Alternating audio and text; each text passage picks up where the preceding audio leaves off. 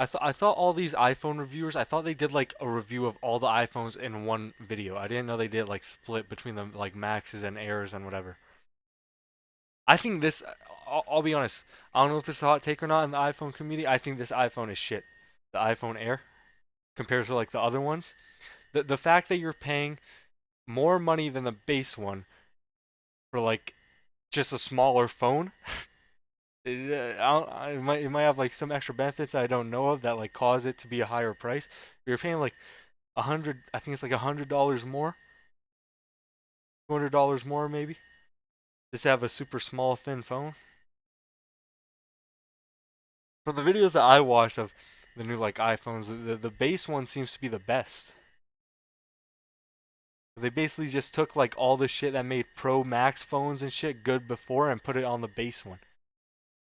And then like the pros, they just make the camera better. Every product design is a series of trade offs. It's like a slider where you can push it either towards form or towards function. And it can be exciting when you push it way towards form.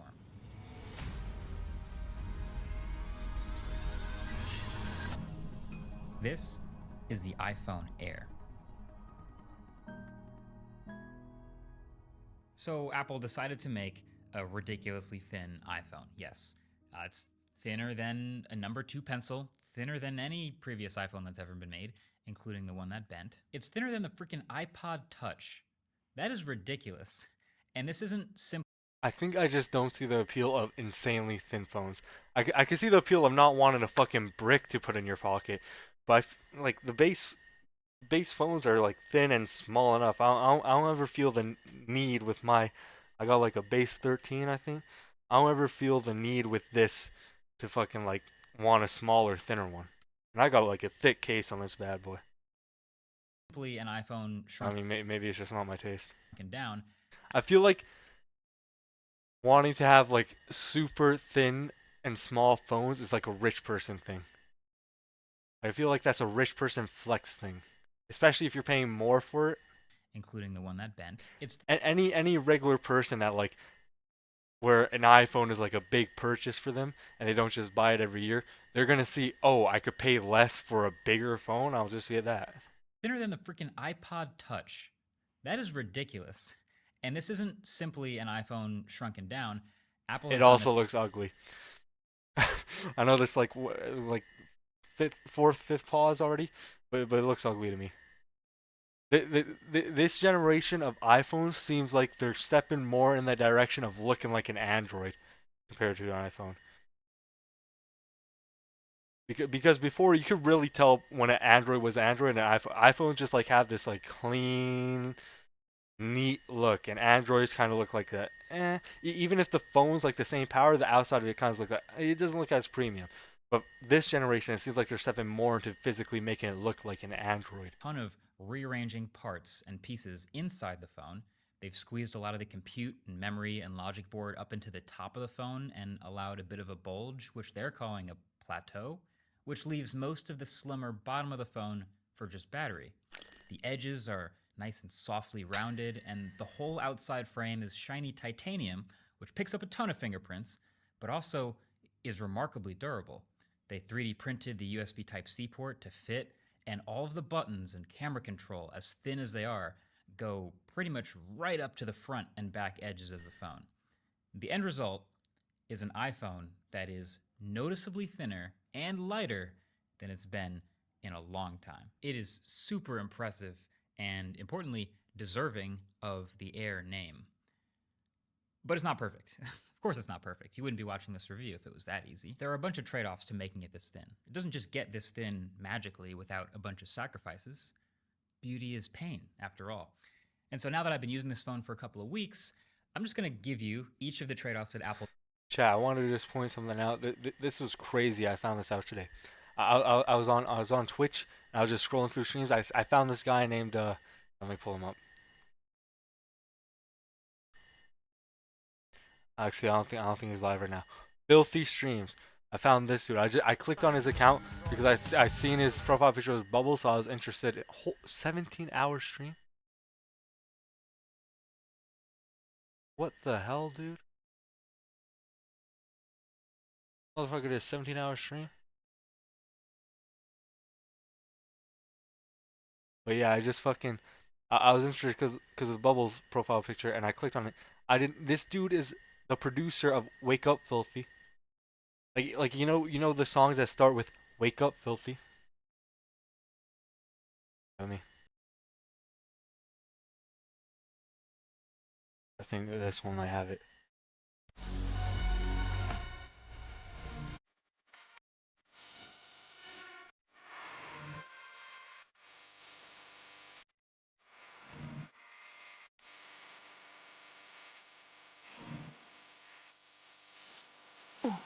Or not.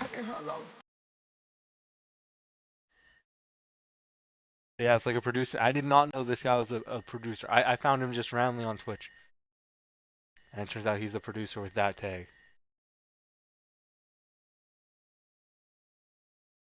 Made and It's crazy the type of people you'll find streaming nowadays. You'll randomly be scrolling, you'll see like a celebrity from like fucking early 2000s streaming to like 50 people.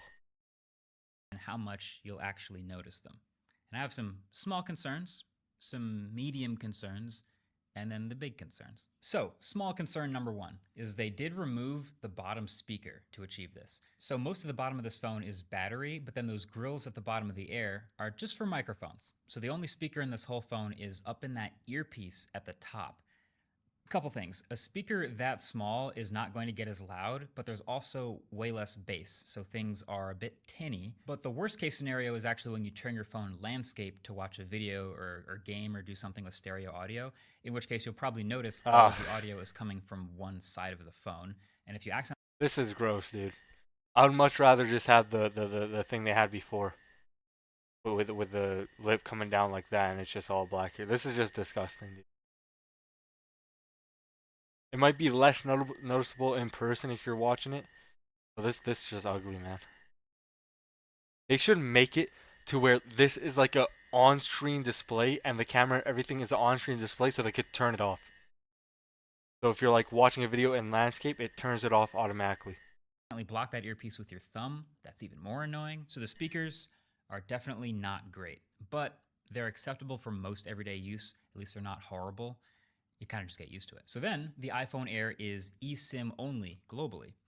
This is again in an effort to make enough room for the battery. They're just getting rid of the slot where you normally have a little plastic SIM card. So this is a very direct trade-off to get more battery out of that saved space. Apple won't say exactly how much battery they gained back, but some of the numbers I'm starting to see pop up around the eSIM versus non-eSIM iPhones looks like there's around 200 milliamp hours of extra battery they're getting out of this. And believe me, I'll talk more about battery in a minute, but yeah, lots of people use regular SIM cards to this day, and I guess it's a bigger deal to me because I swap phones a lot, and there's lots of phones from like Huawei and Oppo that I wouldn't be able to get my SIM card into, and it doesn't work well with eSIM, so I really dislike it.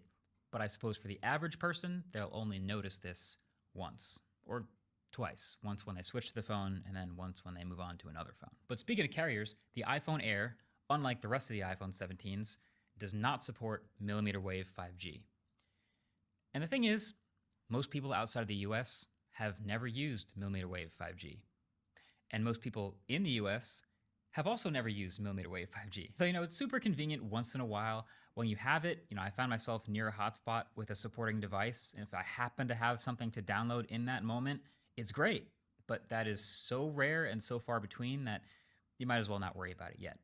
The modem in the iPhone Air is brand new. It's the new C1X chip, and alongside Apple's new in-house designed N1 chip, which does all the networking, Wi-Fi 7, Bluetooth 6, and Thread, it's performed great. It does not seem to have any weaknesses in speed or coverage versus Qualcomm iPhones, previous iPhones with other modems, so that's been great to see. But then the USB-C port at the bottom of the Air is only USB 2 transfer speeds. So that's just dumb. But now let's get to the medium concerns. First of all, less cooling. That's just Okay, so fucking. I That's did just notice companies this cheaping phone. out on shit they don't need to cheap out on. It's the same thing with TVs, dude. I've tried to connect Ethernet cables into a TV, and the Ethernet jack is it maxes out at 100 gigabytes a second. Getting hotter. It's running the more powerful A19 Pro chip with one less GPU. And it's just like upgrading it literally costs the company like $1. GPU core than the Pro phones, but it's a Pro chip, and the Pro phones are way See, thicker. dude, they don't look clean. Is there even an Apple logo on the Pro back of phones, but that? it's a Pro chip, and the Pro So the Pro iPhones don't have an Apple logo on the back of it anymore? phones are way Because they have this new like aluminum plate to help with heating. thicker, and they're made of aluminum for better thermal conductivity. And they have a new vapor chamber to draw heat away from that chip and dissipate it through the body. The Air has none of that. And so I did have a few instances, especially early on, where I was doing a lot of the sustained activity and the back of the phone was heating up a lot in my hands, especially like right below the camera plateau. No question it's got to be throttling down that chip with any sort of heavy, sustained use. It's a little concerning, but the phone never actually did overheat or give me an overheating message, so I guess that is a good thing. So then there is the single camera. And I'm putting this in medium concerns, but it's really very much depends on the person. For some, it's just like, are you cool with this or not? Because a lot of people are currently using iPhones that have more than one camera. Lots of older iPhones even have that useful ultra wide. And most of the people thinking about buying this Air have those second cameras, even third cameras. So the Air doesn't have an ultra wide, and I can't tell you how many times I went to go take a picture or something and then realized I can't switch to the ultra wide. And there's also obviously no zoom as well. I will say Apple. Is this new to the new iPhones, or is this like an iOS update? This camera app looks kind of ugly, no? I get that it's like simplified and less clutter, and that's what they're going for, but it's like you're giving us the two main options that people use, but people want to use other options. You're making it harder for them. I mean, I feel like it was easy enough before to just scroll to whatever you wanted. Makes a big deal Now, if you want anything other than just a regular photo or video, you gotta like go into some settings or some about shit. their processing pipeline for the 2x crops on the Fusion camera. So the middle 12 megapixels for a 2x photo, having a decent quality shot. But that still doesn't replace having an actual quality zoom camera. And that's especially noticeable when you try to zoom in. I'd say anywhere past about 5x, the quality really starts to drop off in all shooting scenarios. All that said, the one camera you do get is really good. It's essentially the same as the base iPhone 17, and in the world of $1,000 phones, it is right up there with the best. The selfie camera too, which I'll talk more about in the base iPhone 17 review, genuinely innovative and dramatically better than previous iPhones. I think casual photo and video takers will actually mostly be fine with this single camera solution in a vacuum, but we're not in a vacuum and there are other options out, and you just have to know that there are other phones that cost $1,000 that have way more capable camera systems that can do zoom, that can do ultra wide, that can do macros. This won't do that. So for me, someone who relies on the cameras on the phone a lot, Bro, I believe I'm like an Apple. Like I've been burdened into being an Apple slave, dude. Like I've had Apple phones all my life. So even if like this phone broke right now and I could get like a better Android for the same price as like an iPhone, well, I'll be paying for an iPhone, I would still probably just go iPhone, cause just cause it's what I'm used to.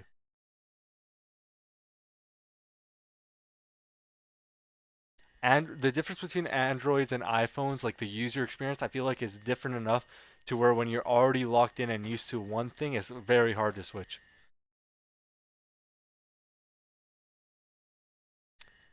Like I'd rather choose what I know versus like a slightly better phone. Most of the stuff I'm not even gonna take advantage of anyway. I don't really use cameras. I don't really play games on my phone. Legit, all my phone is really used for is like social media. And that's like it, watching YouTube videos, fucking scroll on TikTok, whatever. But legit, I could fucking have like an iPhone 6 right now, and I'll be perfectly fine. I don't name of the new doodads. I don't need it, dude. this is one of the reasons I'm not going to be switching to or dailying the Air. But for your parents or someone you know who takes most of their photos and videos on the main camera all the time anyway, they'll probably be totally fine with this. And this was a carefully considered cut from Apple to get there. But now my two main concerns with the iPhone Air, and probably for most people, the durability and the battery. And some of this is actually kind of shocking. It turns out the iPhone Air is not just a survivor of the famous jerry rig everything Ben test, it's literally one of the most impressively durable smartphones of all Oh yeah, time. I've seen that. They put it in like a machine and it was able to withstand like 200 pounds of force. I'm not exaggerating, it's kind of ridiculous. I think in most people's concerns when seeing a piece of hardware this thin, naturally they're thinking, oh, am I going to break this? Am I going to I snap it do in like the half? clear And the apps answer, though. it turns out pretty definitively, is no. It takes This away is the not soul, any but it less looks durable clean. than a normal smartphone. The titanium frame can withstand more bending than any human can put their mortal. Chat, who remembers when the YouTube app logo was a TV? Oh, no, I didn't want to do that. Where are we at?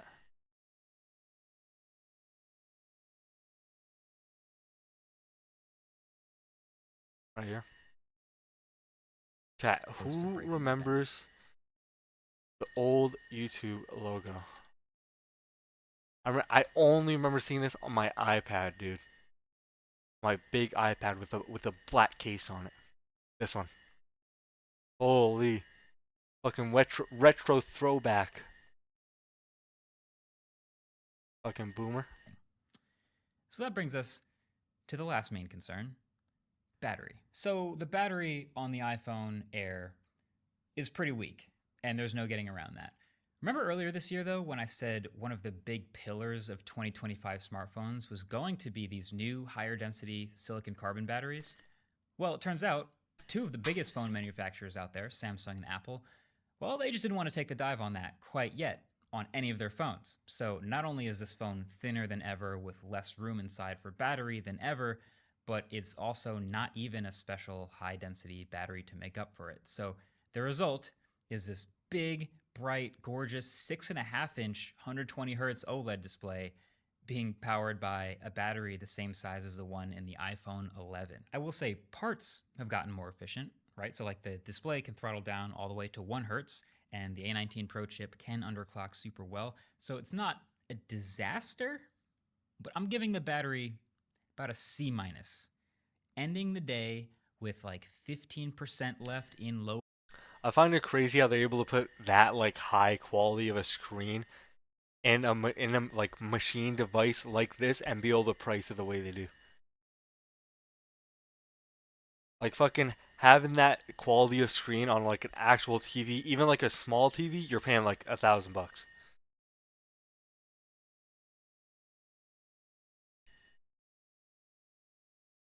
And obviously, like you're paying more for the TV because there's more screen, but has less capabilities as the iPhone.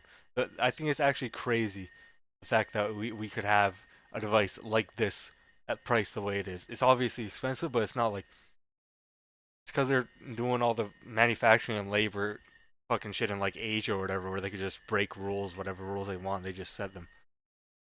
Fucking make people work like 18-hour days, pay them $1 a day. If they had to build all that shit in America, dude, holy cooked. People would be paying like $5,000 for an iPhone. Power mode in normal use with 4 hours of screen on time for a brand new phone is not that great. Makes me concerned for how this will look in 3 or 4 years down the road. It's actually kind of similar to the camera situation. Like, there are lots of people who are now, today, might be you, using a phone with a big battery that was awesome when you first got it, but now, years later, if you're getting to the end of the day and it's dying and you realize you need a battery upgrade, the Air is probably not the phone you should be getting. But if you are getting to year 3 or 4 of your phone and battery is not an issue and you feel like you're a pretty light user, then the Air could be fine for you. So to be specific, for my own use, like standby time I noticed was pretty good, like it is on I feel so like many the other screen would be iPhones, too but small this for me. Pro I like chip the can big screens. spike up pretty quickly. So even with like some screen off stuff like wireless CarPlay, for example, it would take big chunks out of my battery. Anytime the phone was doing Fuck, my window. anything heavy, It's too battery cold in here. I need to beware. close the And then this window a phone bit. also charges slower than the rest of the 17 lineup, which makes it There even you go. more annoying. So if you're a heavy user like me, well, you literally just end up keeping it on a wireless charger as much as possible. It's annoying. It was just very annoying, to be honest. And that's sort of the two things that made it a deal breaker for me, is the cameras and the battery. The difference, though, between those is the battery, you can kind of work around it. The camera, kind of can't. Also, pretty classic Apple move to make the problem and then sell you the solution. So this is the MagSafe battery they launched alongside the Air. It's sold separately for But that completely defeats the fucking purpose of getting an iPhone Air. At that point, just get a fucking base one.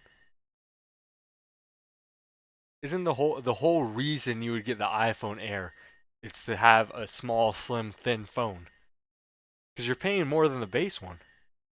At this point, if you add the battery on, you're getting the battery life of the base one, but the thickness of the base one, and the thickness of the base one, but you're paying 200 more bucks. $100. 300 more bucks if you include buying the battery. And it's also, just to be honest, not a very good accessory. It turns out it's basically the exact And you're getting a worse phone overall, worse camera, worse that stuff. same battery that's in the iPhone Air, but only charges it to about 65% because of the heat loss I due guess to you wouldn't need to have the battery on all the time just for when you want to like recharge, but still. wireless charging. I feel like Not a this great is phone. like such a you like I don't think this phone I don't think the Air is going to do well. There's obviously going to be those people that like they have nostalgia for like their old iPhone Air they had when they were younger, or there's just like people who just want really small phones, but I feel like it's going to be a very small minority compared to like the people that buy the base one and the Maxes and the Pros. So, originally, I said there were basically two ways to look at the iPhone Air. One is it's just Which I think is honestly the trend. They keep like reinventing the smaller version of their phone. Like didn't they didn't they just have like this version of the phone be called like the Mini or whatever? Or I think they might have had a Plus. They had like the base version of a phone and then the Plus version of the phone, which isn't like Pro Max device quality, but it's just like a bigger version of the base phone. And then you have the Pros and the Pro Maxes. And then before we had like the minis and stuff, and now they're naming the Air, which we had Airs already before. Like it feels like they're it feels like they're really struggling to put out a like product that people like out of the small phone section. There's definitely a market out there for them, but it's way fucking smaller. Especially if you're gonna be pricing them more than the base one. The smaller version of a phone should be cheaper. This should be like the budget version. Like if you really want an iPhone, but it's like your first, like this should be the iPhone that you should be able to get for like your kids as their first phone. It shouldn't be more expensive than the. I haven't seen anything so far in this video that makes it more expensive.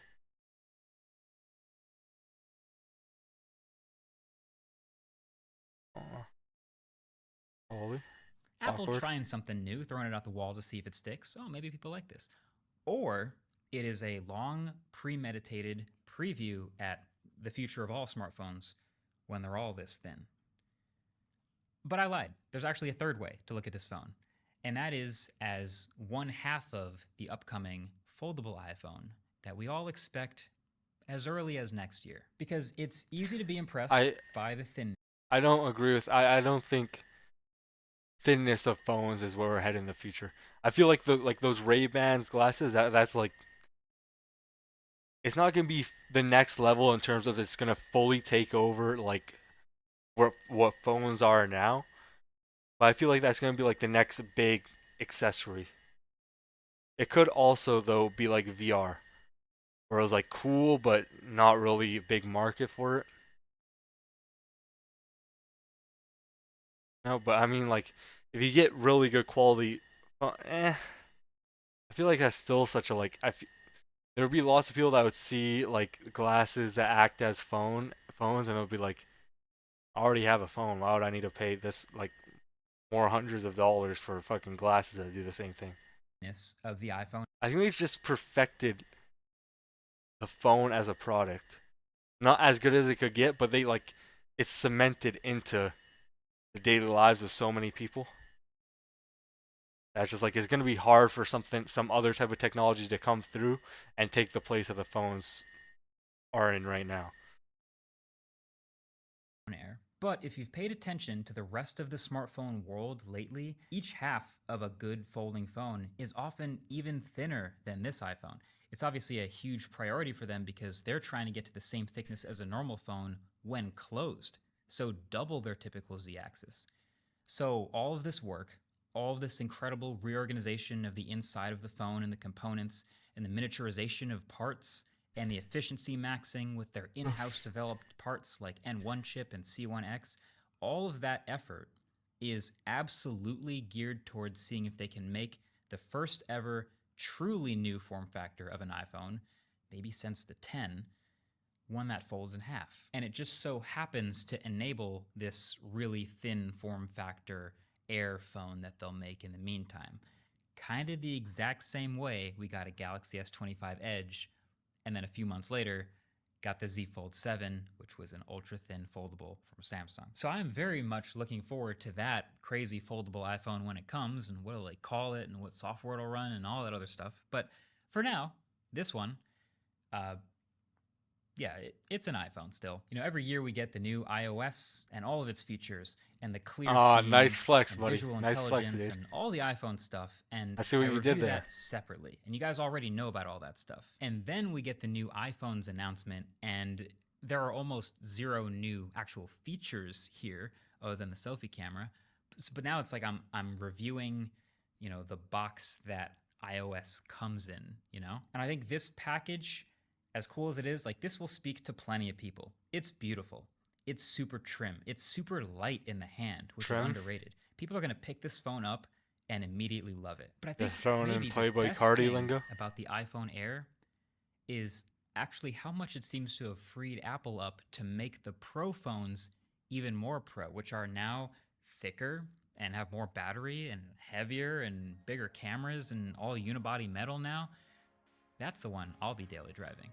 Stay tuned for the full review, of course, on the Pro phones next. But hey, if you are planning on picking up an iPhone Air, or literally any other iPhone, or any Android phone for that matter, then channel sponsor Ridge has you covered. And I know Apple made their MagSafe wireless charger, but trust me, you'd rather have Ridge's wireless charger, because this power bank is 10,000 milliamp hours, so that's good for about 3 full charges.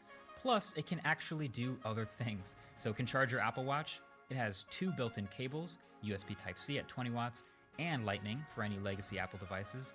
And it even has a kickstand built in to pop up your phone and watch videos while you're charging. It comes in matte black, matte olive, or Basecamp orange to match your style. So whether you're upgrading to the iPhone Air at Okay, dude. ridge.com/mkbhd. Yeah. Nothing in that video changed my mind on the fact that this just seems like a shitty product. Not really necessary.